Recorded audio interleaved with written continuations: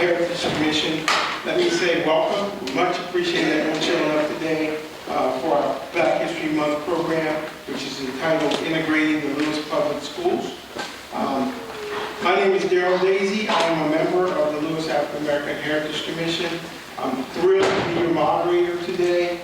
Our promises to be a pretty insightful dialogue with 5 of the people that helped to desegregate the Lewes Public Schools back in 1961 and 1962.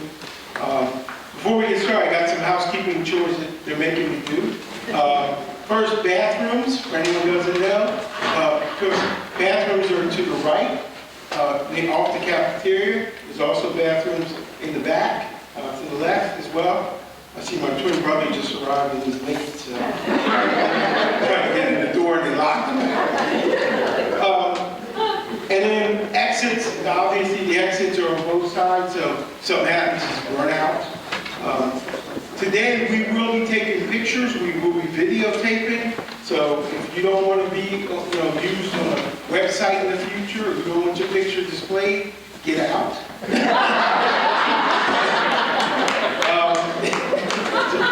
Or at a minimum, don't say or do anything that's not good. And also, if you wouldn't mind, if you've got cell phones, if you turn those cell phones off, or at least make sure that you silence those cell phones, we would be much appreciated. I do want to recognize we do have our mayor and our deputy mayor here today. I see the mayor and deputy mayor. We appreciate you guys coming out today. I just want to recognize them. To start the program, just let you know, while it is absolutely entirely possible that given the number of mixed race people, you guys know this area, there's a lot of mixing, that someone who could have been classified as black or African American at the time, given their actual lineage, may have already went through the Lewes school system, the white-only schools.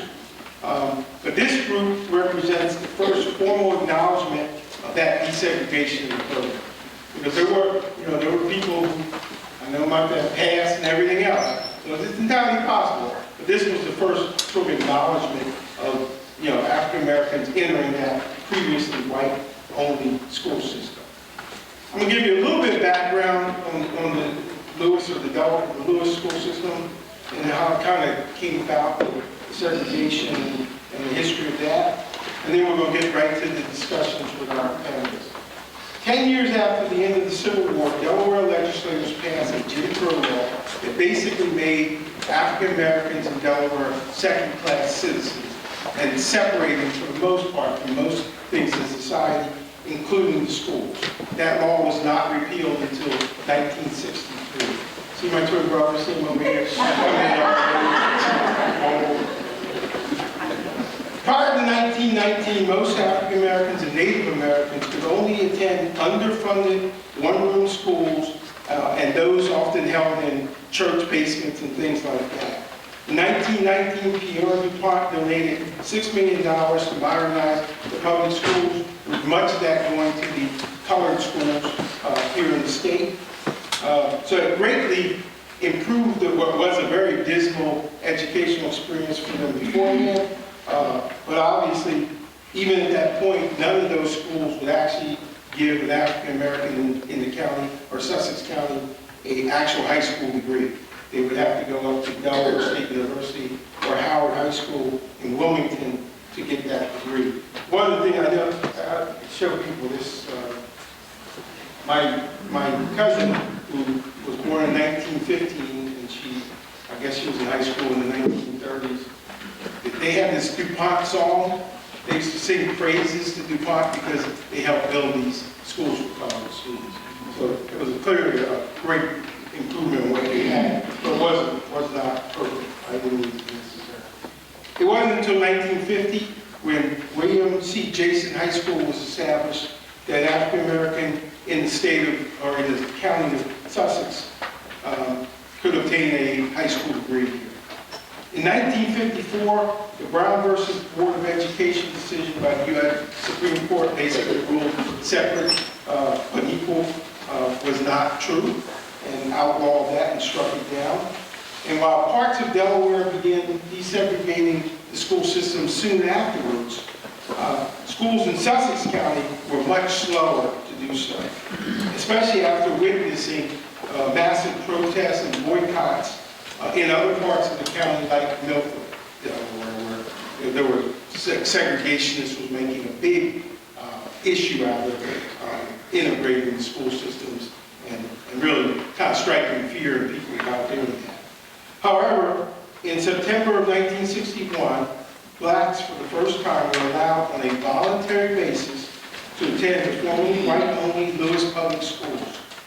At the urging of their parents, Alfred and Frances Allen and William and Shirley Daisey, the Allen family school-age children and the Daisey family school-age children would help desegregate the public school systems over the next couple of years.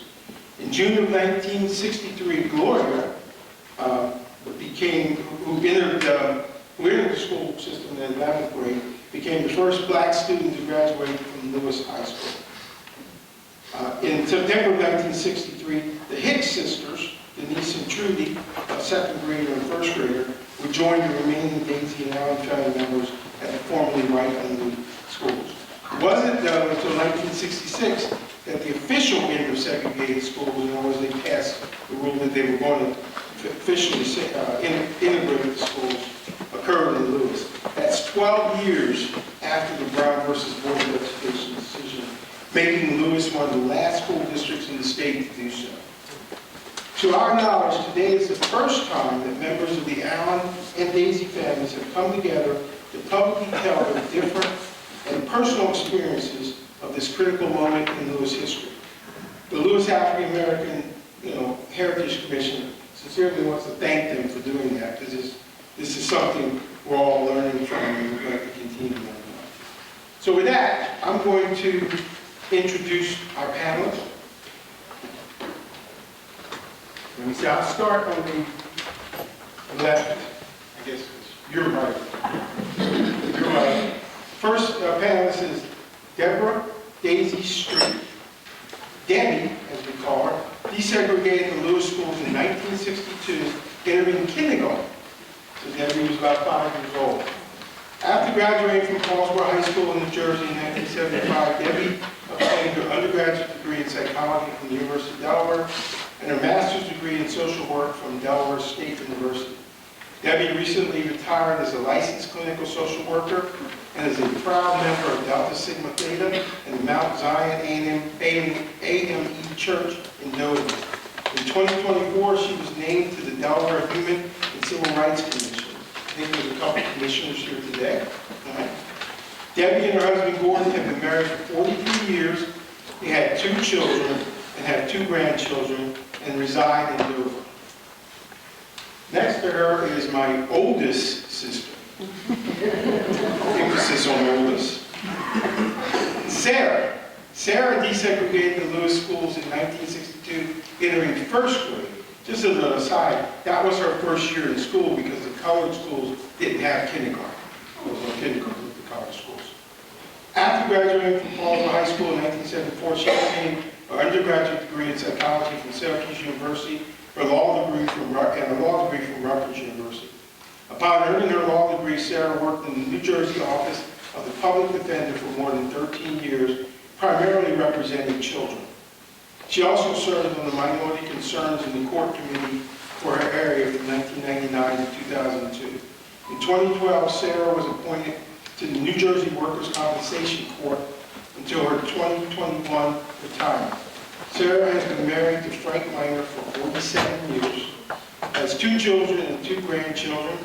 The couple reside in Logan Township, New Jersey, where Frank has served as mayor for the past 22 years. That's it. Judge Miner. Judge Miner. Next to them is Mr. Jimmy Allen. Jimmy desegregated the Lewes schools also in 1962, also as a 1st grader.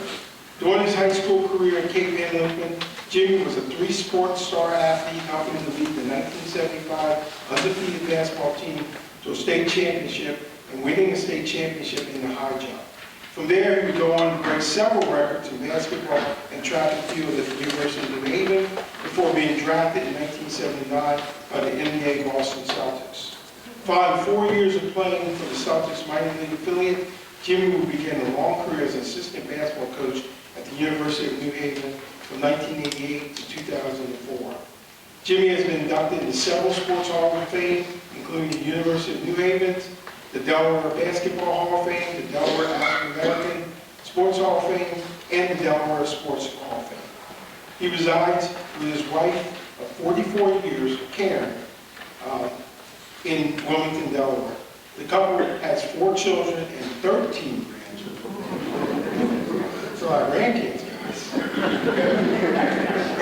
Anyway, next to Jimmy is Wendy Allen Hanner. Wendy segregated Lewes Schools in 1961 as a 5th grader, so one of the older, so more mature, is that a better way of putting it? Okay. One of the more mature of the folks here. She has a degree in finance and legal work and spent 30 years of her career working for a financial institution. She counts some of her most rewarding activities as doing paralegal work and helping others. A widow, Wendy has 2 children and 4 grandchildren, and she currently resides in Newcastle, Delaware. And last but not least, the oldest of the then students, Gloria. Gloria desegregated Lewes High School as an 11th grader in 1961. The following year, in June of '63, Gloria became the first African American to graduate from Lewes High School. After high school, she earned certification as a cashier and key punch, completing secretarial courses and taking college courses from Delaware State University and Yale Tech College, Community College. She retired in 2007 and takes great pride in mentoring for big brother, big sister, and for being a longtime member of the Sunshine Social Club. I'm sure those of the local folks know that club very well. Gloria and her husband, Harmon, have been married for 61 years. 61 years, and have 3 children. The couple resides in Rehoboth Beach, Delaware. So give a round of applause.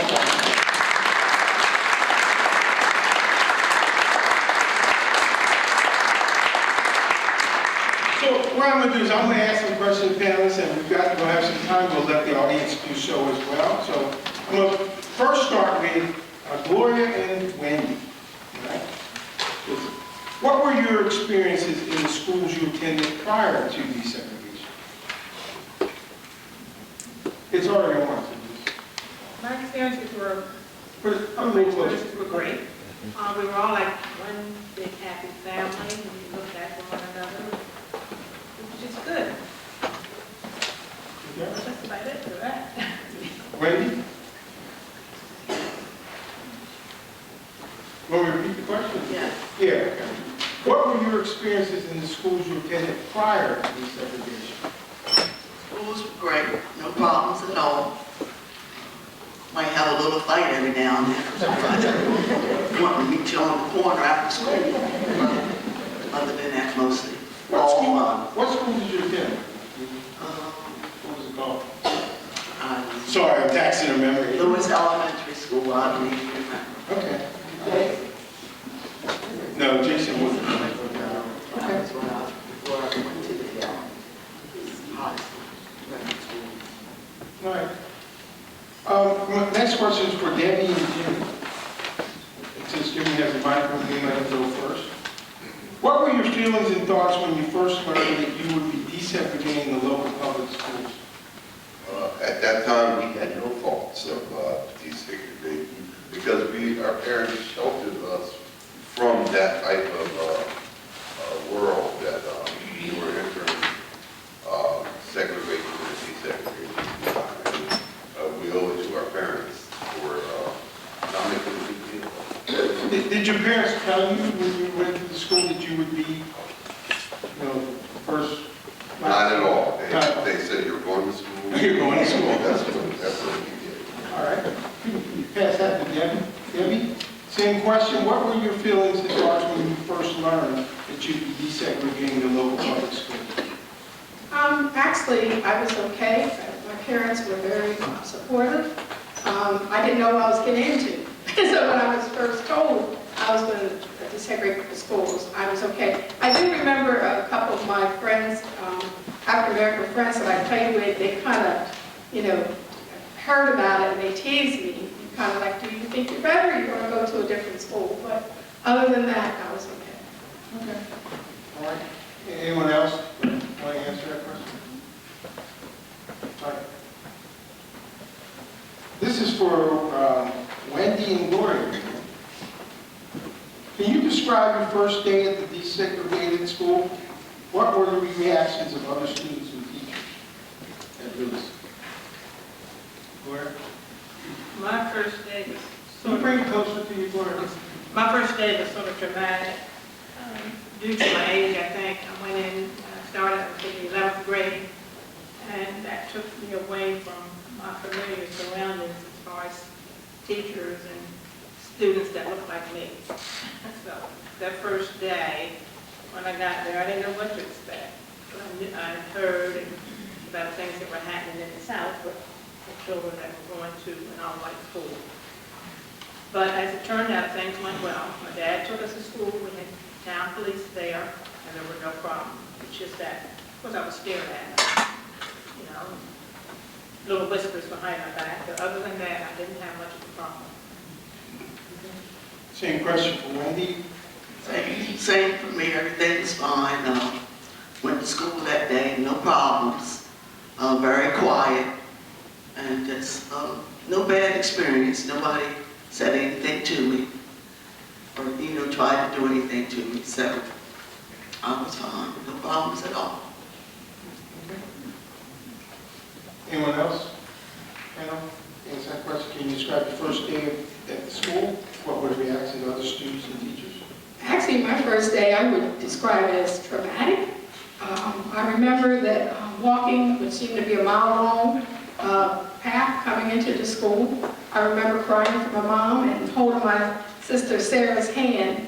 I had a teacher who did not want me to be there. The first day she cracked my hand and other kids called me the N-word and she never got on them. So it was very traumatic.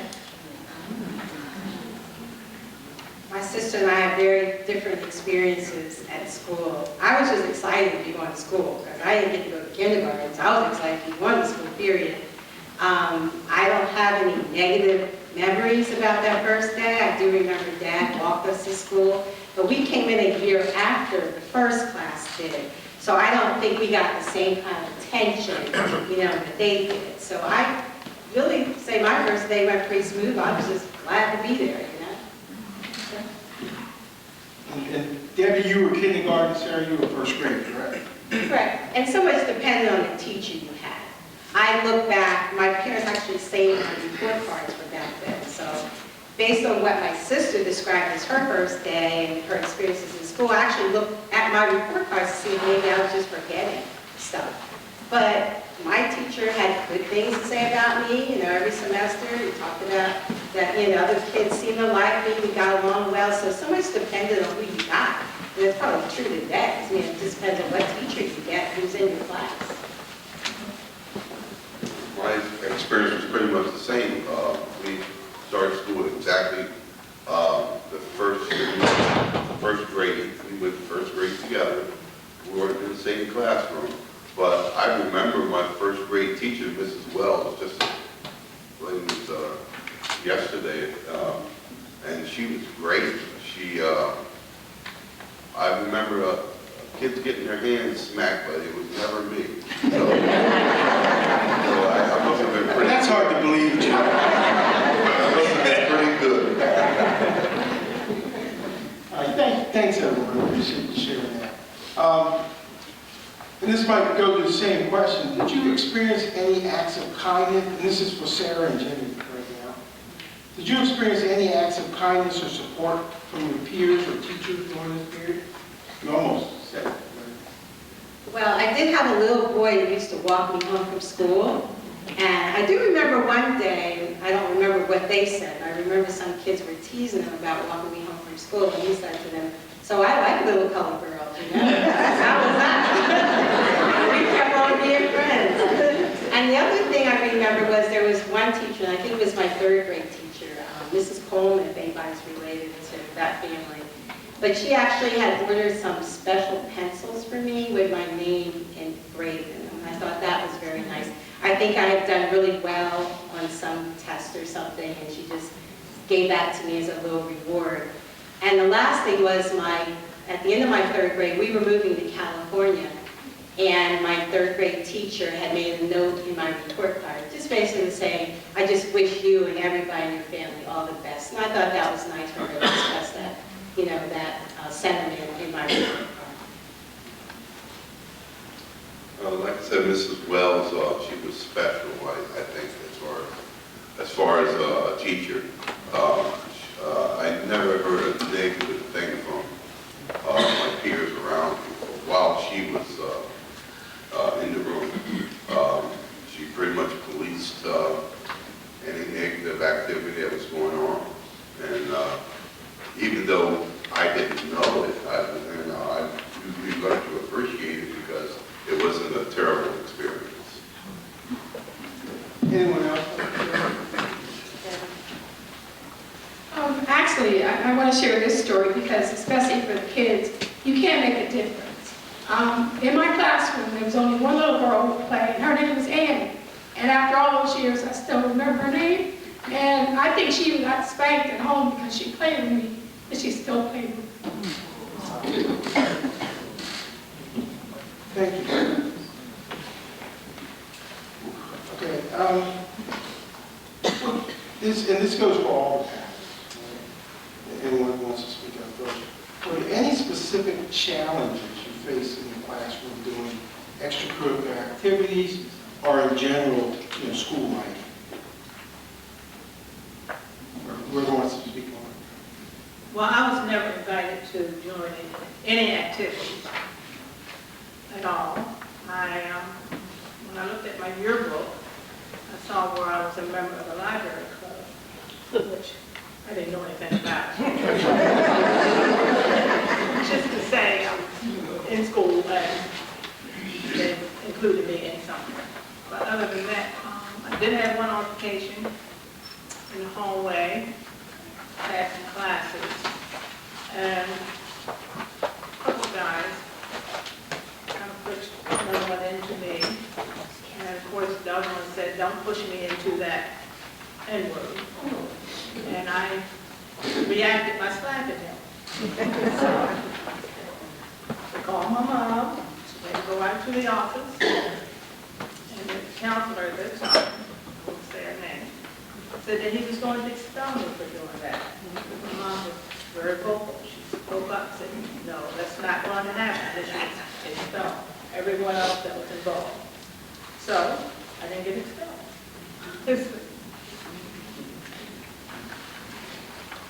I just had a little experience in the classroom the first year. Some little lady that was supposed to try to be my friend got right in my face and called me the N-word. Well, I kindly slapped her very hard. And I could tell the difference in the teacher after that experience. And she got very red that day and shook like somebody was shaking her and told me to never hit anyone else.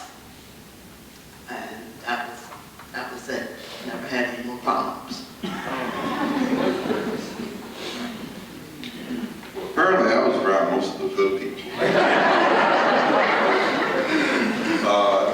I remember kids going out their way to make me feel comfortable. I can't remember names, but I just remember being very comfortable in the school setting. I don't know why I remember first grade so much, and I can't remember second and third grade, but I remember fourth grade because I had another great teacher, Mrs. Darryl, and that's a familiar name, I'm sure, in Delaware. The Darrysons that own the theater down in Midway. But other than that, I mean, most of the kids, the white kids, were very inviting. Of course, there were some families that made you realize if you were black. And, but the other kids helped out in that situation. And I always appreciated that because I never felt that I was alone defending myself. Jimmy, were you always tall? No. I was very, very small. Okay, I was just checking there, man.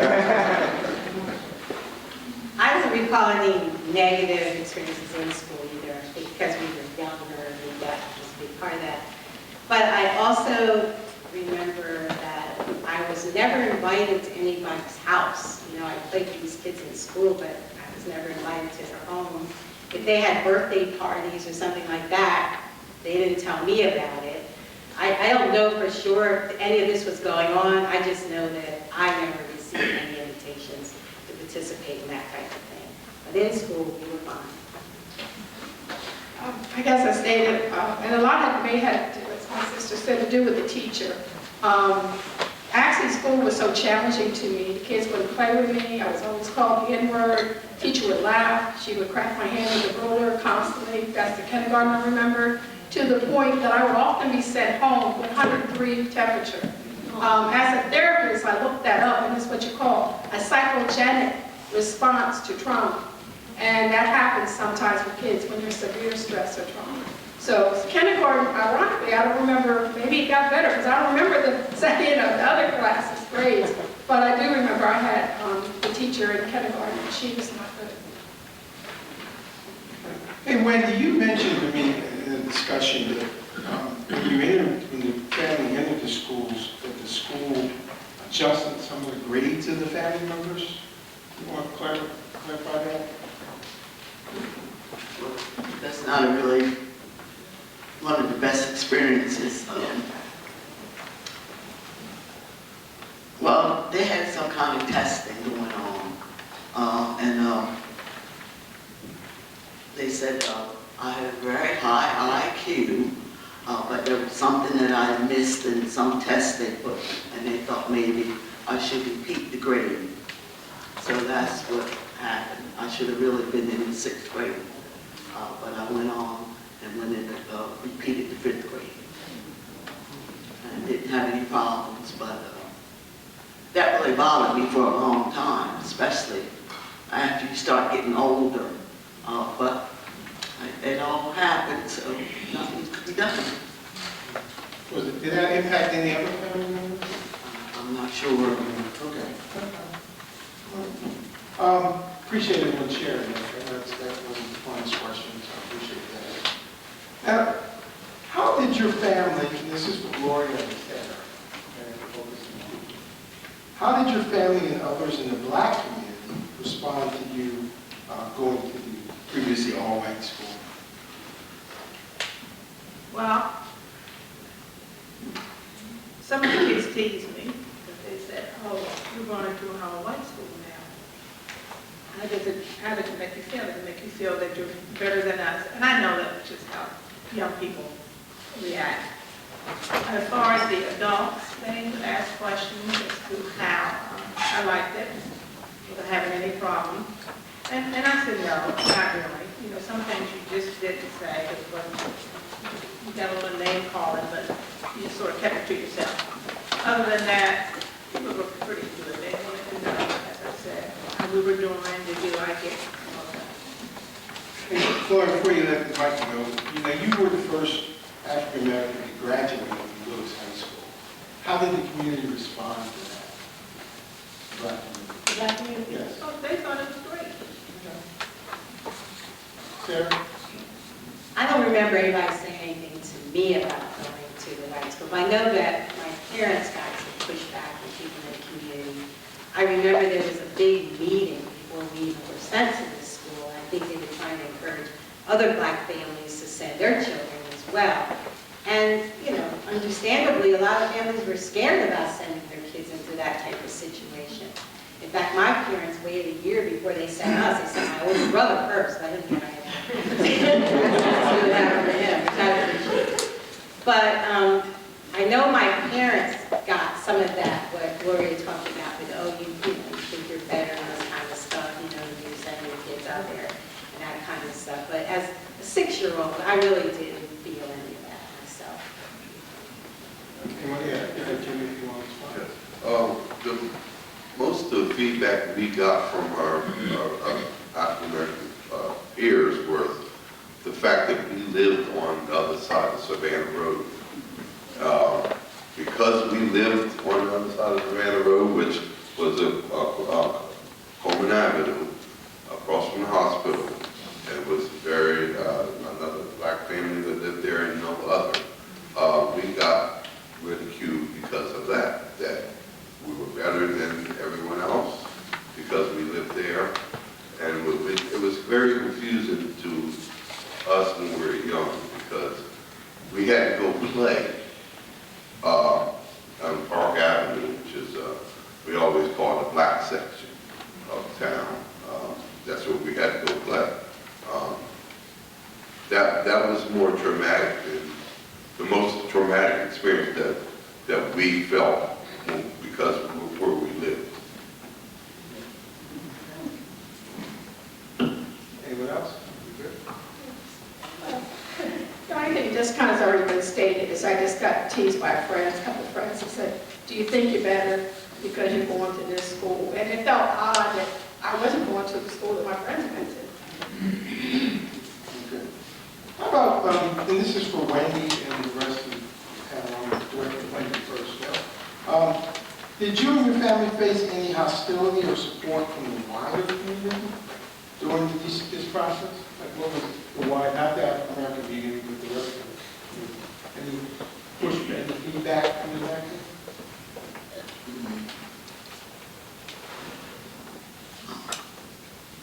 No, I can't really think of anything. Not right now. No. Anyone else on the panel? One of the things that in my father wrote Art of Our Trade, one of the things he wrote was he felt the fact that the Daisey and the Allen families were so well known in the community that was really helpful as far as, sort of getting folks relatively smoothly into the school system. I mean, Lewes is a small community and everybody knew everyone, and the fact that you knew someone personally. And then my father was more concerned with some of the outsiders, outside of the town, because there had been some really active, white supremacists going on, protesting other schools that had been desegregated. And he was more concerned with them than he was with the local, the actual people that we lived and played with. So that's interesting insight. Okay. This is for Gloria and Sarah. Looking back, how do you feel about your role in desegregating the public schools here in Lewes? How do you feel about your role?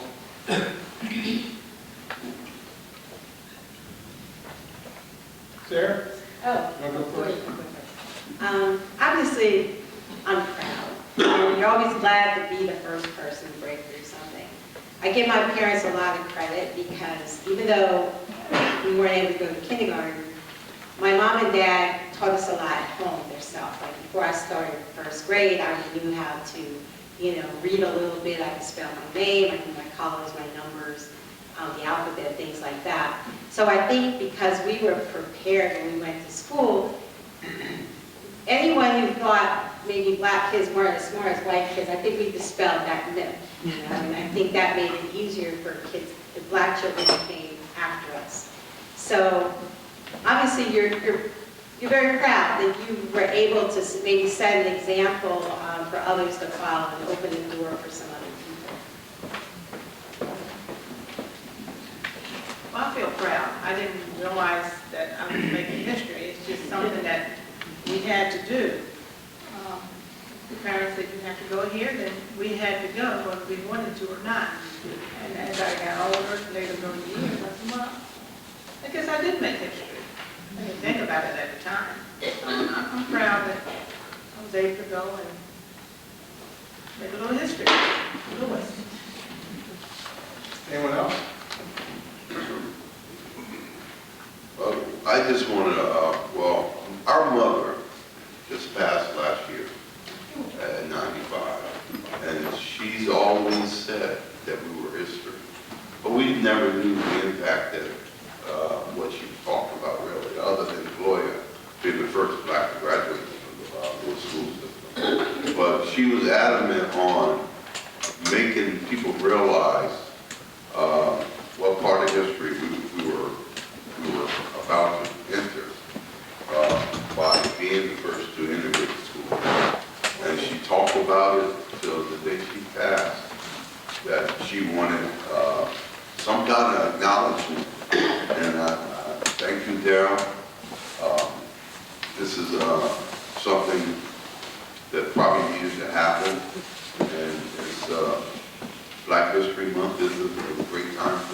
happen. I mean, people just need to know what impact race and families had on each other.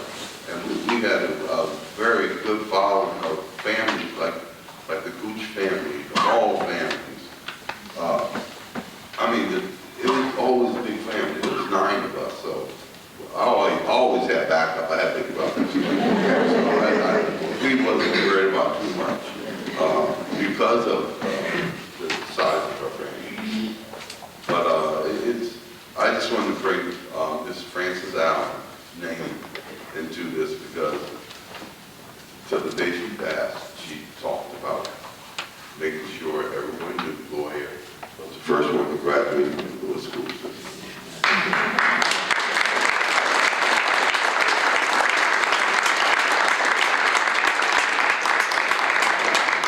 Just to piggyback a little bit on that, even though we may have been the first, it was really our parents who had the courage to send us there. We were children, we just did what we were told. Our parents had to make that tough decision to send their child into an all-white school, not knowing what was going to happen when they dropped them off at the work. Thank you. And to Jimmy, I mean, Jimmy, the Allen family are clearly one of the iconic families here in Lewes, and certainly, I think most people recognize them. I think your mother got a wish.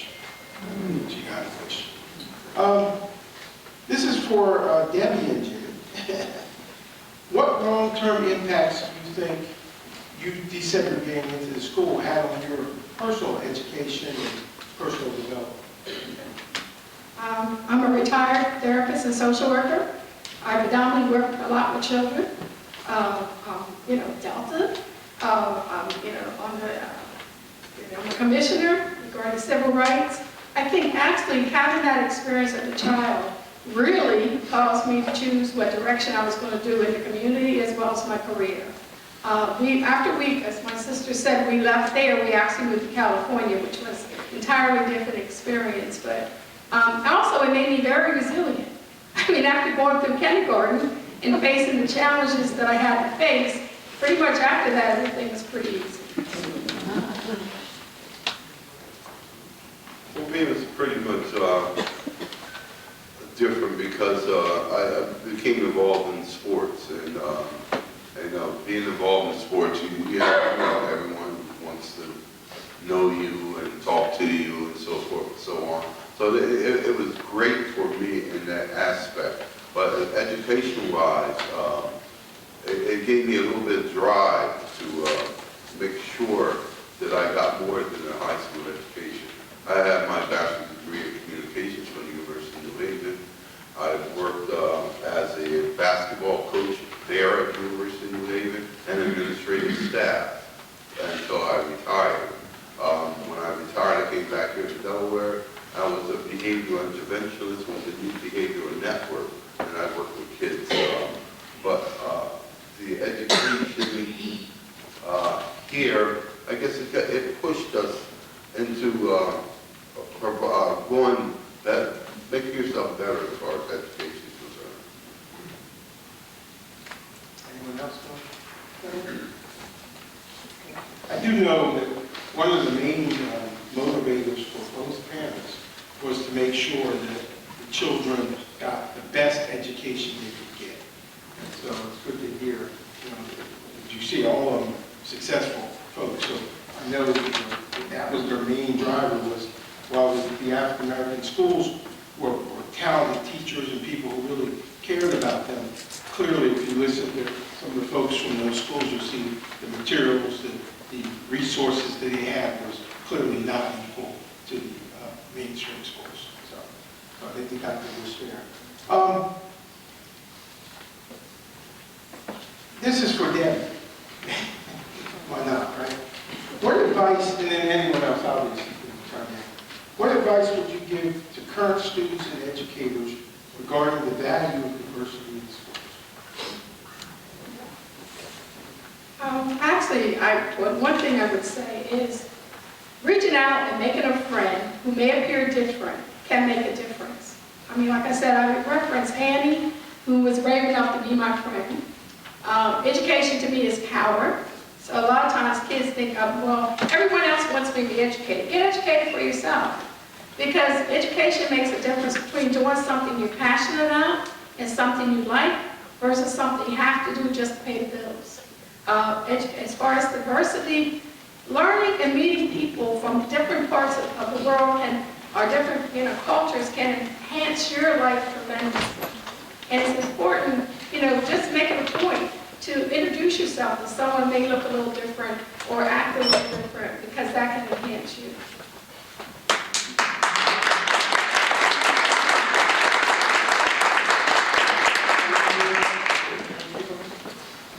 Well, diversity is a bad word now, right, in schools. The benefit of school and the integration of schools is it forced you to be with somebody on a near daily basis that you otherwise probably would not have been with. When you go home, you kind of lived in your own little bubble. Most of my friends in the neighborhood when I was growing up were black, and I played with black students. So going to school was probably my first time of even interacting with white people on a regular basis. And especially having done it so young, it kind of insulated me later on from all the hate and all the things you read and see on TV. I mean, some of it very, very real. But I think having that experience so young taught me that, well, that's not all white people. You know what I mean? And I hope by me being at school, it did the same thing for the white students. That no matter what they heard or read later on about black people, at least they could think, well, that's not all black people, because I know somebody that's not like that. So I think that's the real value of having this diversity in school. It makes you open to realizing that people are individual. It's not all one race is one thing and another race is another thing. That forced interaction really does make a difference, and I think there's a great deal of value in that.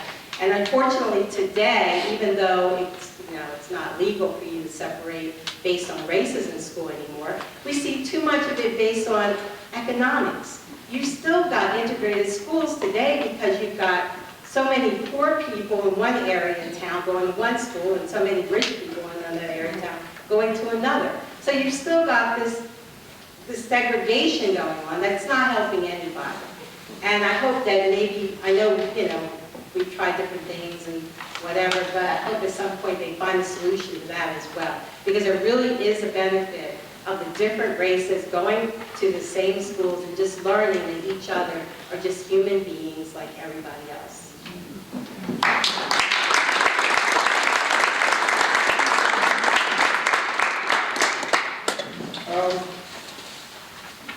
This is for anyone who wants to speak.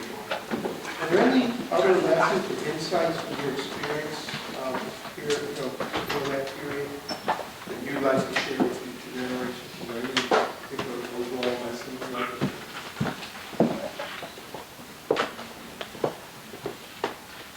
I think the fact that because of your upbringing, most of the upbringing, you can achieve anything possible, and that was always put in our head. You can always achieve anything, and don't let anyone tell you any different. And that's what the motto that I know our family went by, that no one's going to belittle you because you were this or you were that. Life is rough. Life is going to be hard. There's going to be good people. There's going to be black people that are just as angry as white people. So your experience and the way you react to it is what's going to drive you in your life. So that's the motto I've had, and I've passed that down to my kids, and our families all passed that down to their kids.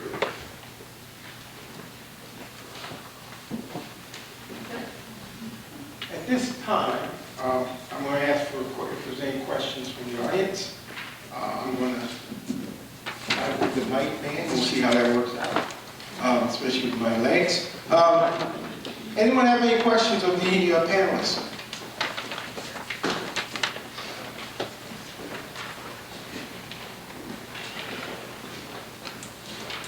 And give your name as well. Thank you. Good morning. Thank you for a great panel. My name is Wendy, and I've been here for just a few years, so I'm new to the community. I want to ask if you have any recollection of how easy or difficult it was for your parents to be involved with the school. I know parents care about the children's experiences and they hope to be involved in the community, volunteer in the classroom. Do you have any recollections from that? Thank you.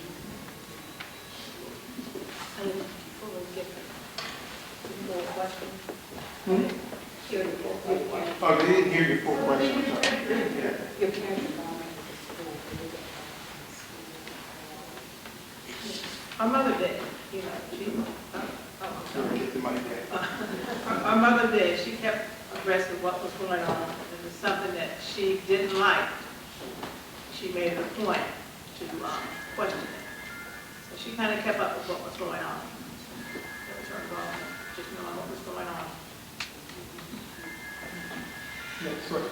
I think more of a Janet Allward, more than a question, it is to just to commend each of you for coming, because even as someone who grew up in the Lewes area with you, we never really heard your story. And so I appreciate sitting here and hearing what you have to say. But then I want to go to Debbie, because she made a comment about it depended on a lot on some of the teachers that you had and how what you experienced enabled you to be able to do what you do. And I appreciate that, because as I look back and as I'm thinking what it was like when I came to Lewes High School, and it eventually became Cape and Open, my experience was different from Jimmy's experience, was different than Gloria's experience. So we all had different experiences.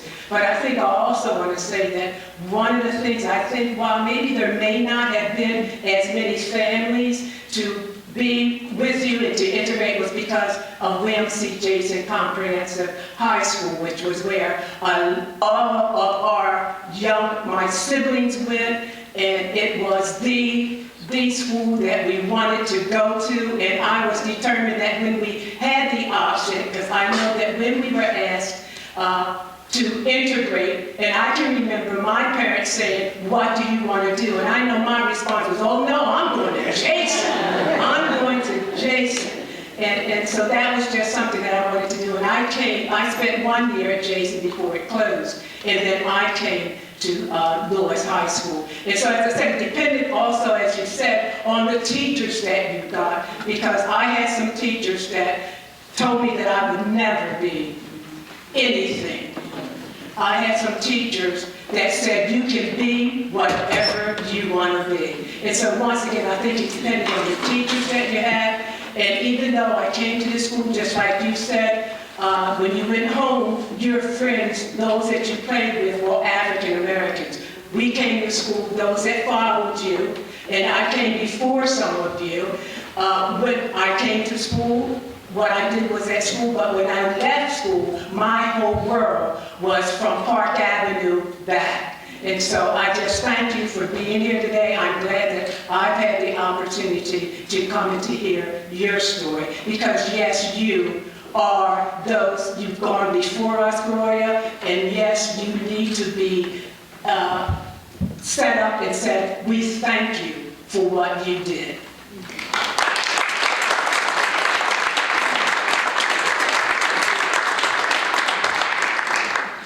Good morning, I'm Karen Lundstedt, and I wonder, were your parents involved in any civil rights activities other than what you did, sending their children to school? We've always been very proud of our father. He was involved in the March on Washington. He was there along with our aunt, or my brother's, she's our brother's godmother.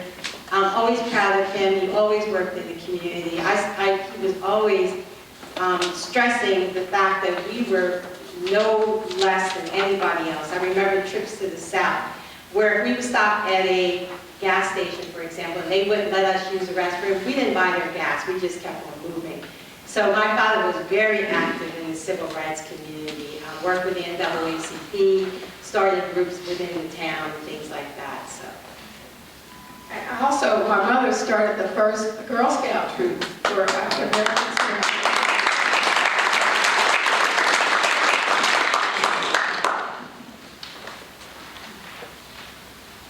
Hello, good morning. Thanks for being here. I really enjoy this. My name is Bill Haleman, and I was wondering, this panel here, you integrated in 61 and 62. Was each of the following years, did you have more black families coming to school or until 1966, or just curious? For the first 2 years, I was the only African American in high school.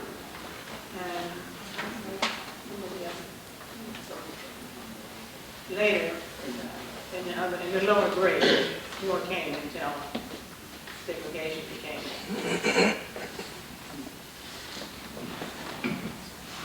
Anyone else have one quick questions? Okay. This is a biased question, so sorry. The husband of one of the panelists. Full disclosure. Good morning, everybody. I'm Harmon. Harmon is my wife and, of course, my in-laws. But I want to say that it's not a question, but having married into the family of Gloria, we discuss things from time to we had, and we still do discuss things from time to time. And I remember pretty much distinctly, and I think I'm right, when a lot of black students integrated white schools, a lot of things that made a difference negatively or positively was the teachers and students, especially teachers, their attitude toward black students.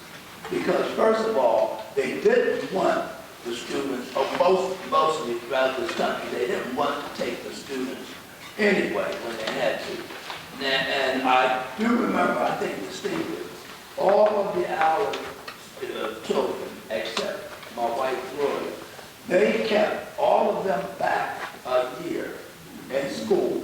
And the reason why they said they kept them back was because they felt that they did not know as much as the white students, or they were behind the white students. They wanted to keep Gloria back also, but her mother said no, she is not going to be kept back. And another thing with my wife, she was taking secretarial courses, the secretarial course at Jason, where we attended high school. And when she came here, this building, Lewes, at that time Lewes High School, they gave her one or two, I don't know what exactly, study halls. Instead of checking the counselors and whatnot, instead of checking her schedule or making a schedule where she could at that time take shorthand. And because, you know, I can't say what people's reasoning is other than, you know, prejudice or racism somehow, but you don't know what's in each individual's mind. But anyway, they didn't work as hard as they could have to give her a schedule, academic schedule that would have been more beneficial for her. And a lot of people don't also realize that even at their ages, it's traumatic, although, I mean, I didn't face it, it's traumatic going into a situation that you have never been in. But your success mainly depends on the teacher's attitude and your parents and what your parents tell you. But, you know, young kids usually bounce back quicker, you know, than older people. But well, according to my wife, it was traumatic, but she made it out okay. So, people have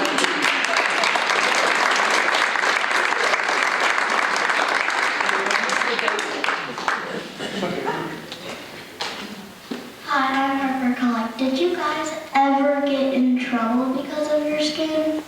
I did a lot of teachers. When I was in school, you asked, did I get it? I remember when kids would laugh, the white kids, the teacher did nothing to them. I would laugh, she would clap her hands.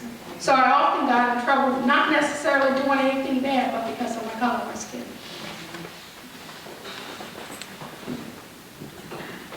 I knew how to avoid trouble. Because if we got in trouble, we had to face our parents when we got home. So we knew better. We didn't stir up the pot nowhere.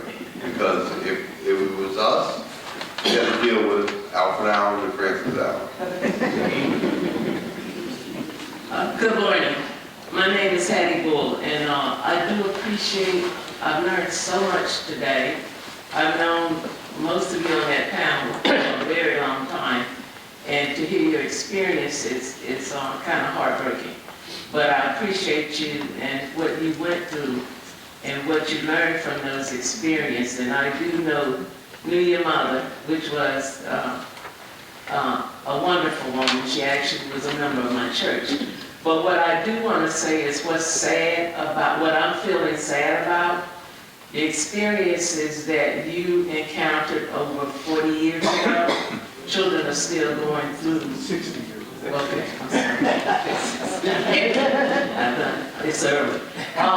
Over 60 years ago, unfortunately, children are still experiencing what you did then with the integrated school system. Thank you. Hi, my name is J.P. Reale. I live in Delaware now. I grew up in New York.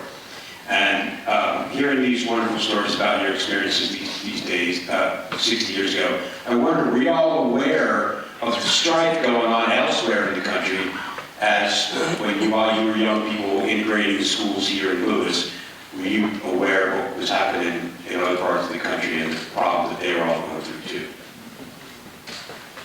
I wasn't, as a six-year-old, I wasn't aware of what was going on in the country. Our parents pretty much sheltered us from all that. I mean, we had a segregated beach, but as far as I was concerned, that was the only beach around, so I was happy, on that beach. We played in our own little neighborhood, so, and I think we only had 3 channels on TV anyway back then, but I'm not even sure we had TV. So I wasn't seeing all that. We weren't exposed to all that when we were growing up. So no, my answer would be no to your question. Gloria, Wendy, you guys have a little more insight? No, just being the age that I was when I entered Lewes High School, I was nervous because I had heard and read and seen things on TV as to what was happening in the southern states with black children integrated in white schools. That's one reason why I was nervous, other than not wanting to be there. So yeah, I did kind of know things that were going on. We just hope that they didn't go on here. Anyone else? Oh, a couple more questions. Guys, don't make me run here. That's not going to be well for any of us.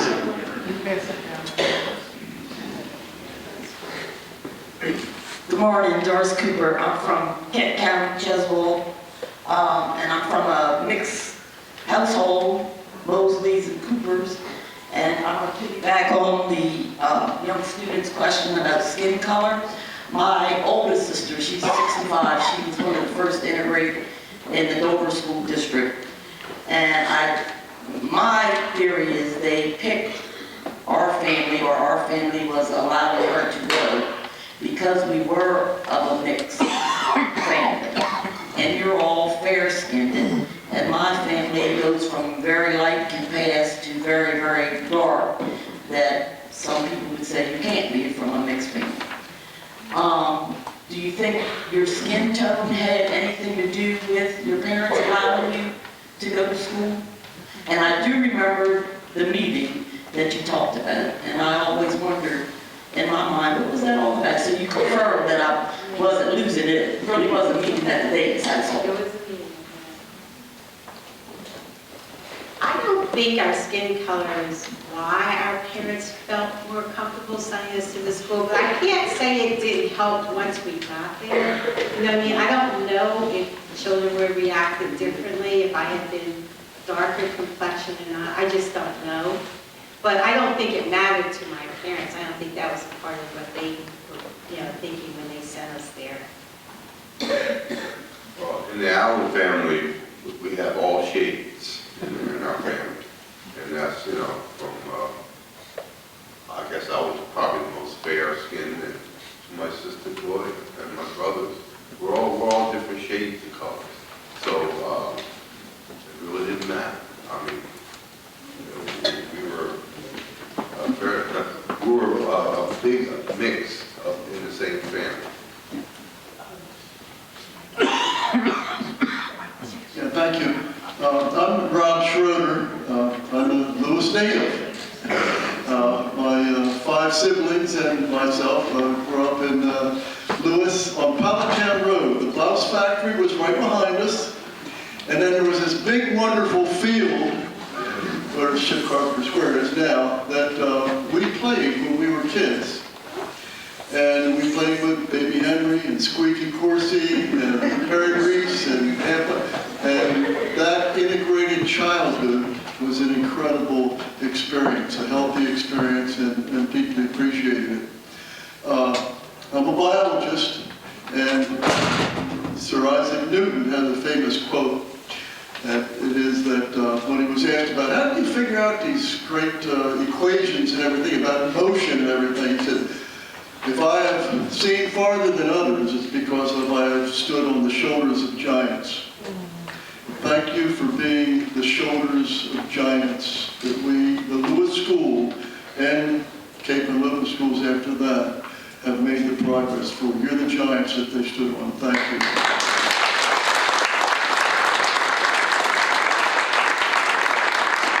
The Schroeder family was one of the best families that, because it didn't matter to you guys, and we knew it. We knew it. My brothers, you know, we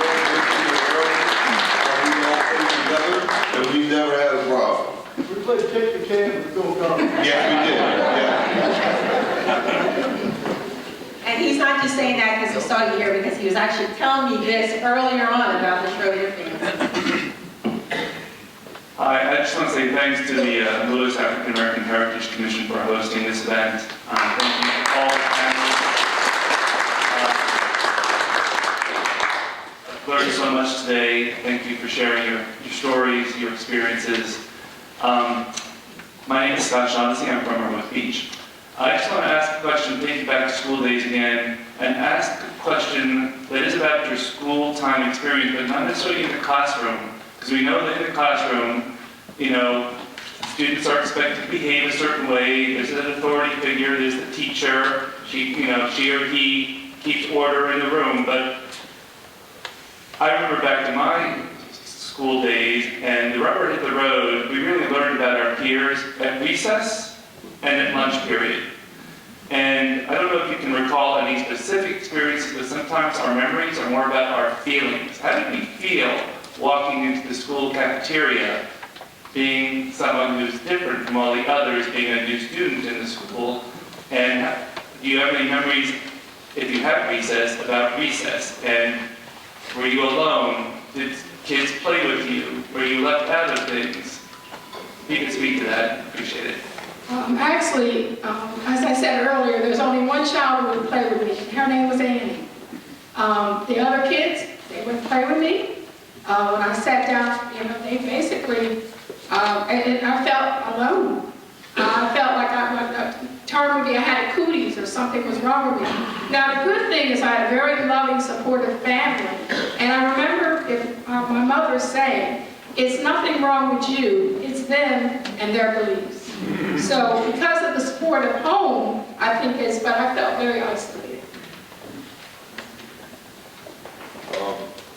The only traumatic experiences I had was at recess and was at the end of school. It was just one kid that used to chase me all the time.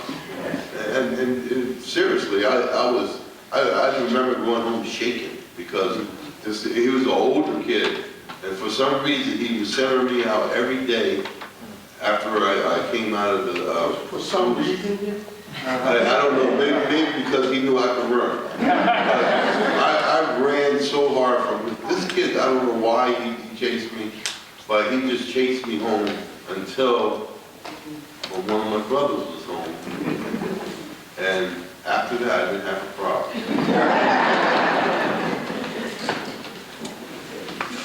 Well, I very seldom ate in the cafeteria. When I did eat in the cafeteria, I'm alone. You know, one said, "Oh, come sit with us." You know, you eat with us. So most of the time, I went home for lunch, just about every day. So that, you know, that wasn't such a great feeling. Even walking home from school, most of the time I was walking by myself. See if you got a little bit better. Young ladies were more friendlier. I guess they had gotten used to me by that time.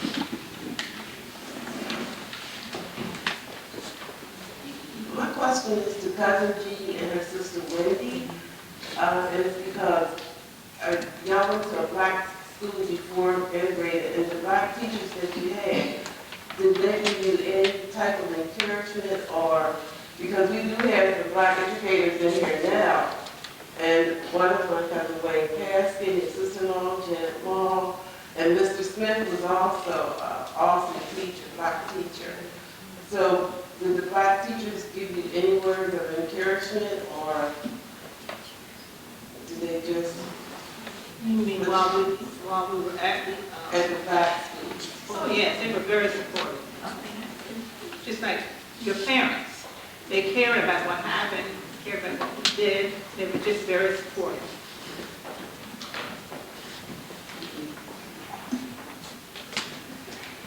My question happens to be about how you felt when the N-word was used. Now, we know what you did. And we know what you did. But the feeling that you had made you do something. So could you describe that feeling? And then can you also, because the N-word is used so nonchalantly today, how do you feel about that as well?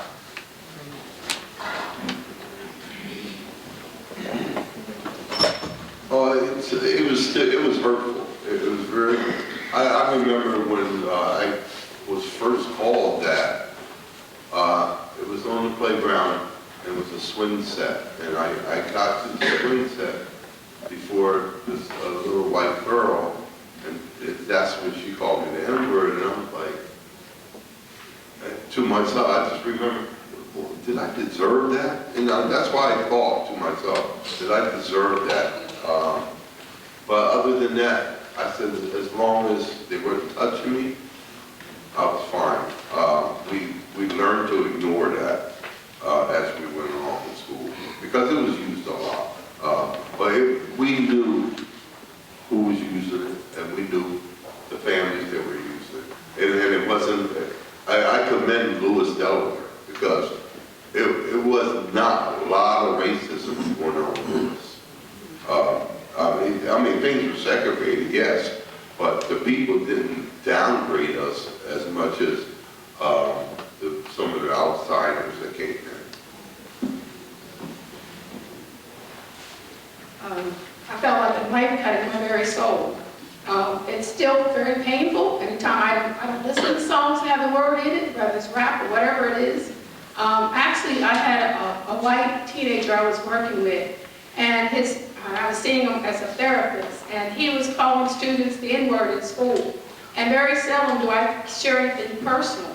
But when I shared my story with him, his mom said he's still getting in trouble, but he's never using that word anymore. So, but yeah, it was very, very painful. Who else? Okay. First of all, really, really want to thank our panelists for bringing and sharing.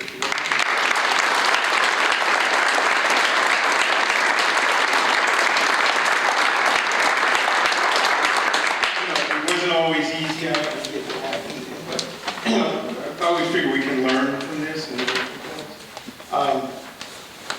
at this time, I did want to, the city of Lewes and the Lewes African American Heritage Association would like to present a certificate of appreciation to our panelists. In appreciation for your valuable contribution as a panelist in the integrating of the Lewes Public Schools during Black History Month 2025. Encourage a commitment to honoring and celebrating the rich cultural legacy of Black Delawareans who've made a profound impact. Thank you for sharing your experiences and inspiring others to continue to fight for equality and justice. Signed, Mayor Andrew Williams.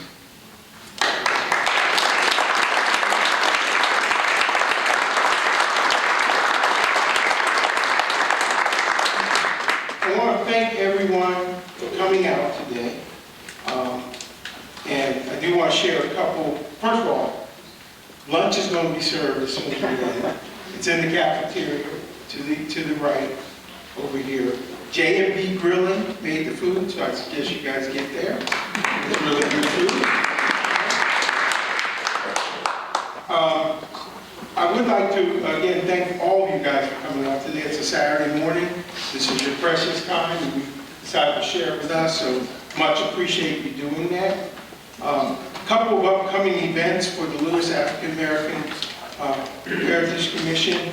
You guys all know about Juneteenth. This will be the fourth celebration of Juneteenth. It'll be June 28th this year at the George H.P. Smith Park again. Also, the Lewes African American Heritage Commission, you may have heard, we're trying to organize a reunion or a program around the segregated Girl Scouts from the mid-60s or so, mid-60s and on. And so I know there's some former leaders or former parents who were leaders, and we're still trying to get that together. So please look out for that type of communication. We think we have a really good event there. Again, lunch is over here. We encourage everyone to converse and enjoy lunch. However, there is an event here at 2 p.m. So you want to make sure you have time to eat lunch. That's why we're cutting it now. But we also ask everyone to please leave the building by 1 p.m. So they say, what's that expression? You don't have to go home, but you got to get out of here. But because they have to get ready for a 2 p.m. event here, so for courtesy, we want to make sure that we give them time to put up and get ready for the event. But without, again, on behalf of the Lewes African American Heritage Commission, really thank you and hope you enjoyed or got something from today's program. Thank you very much.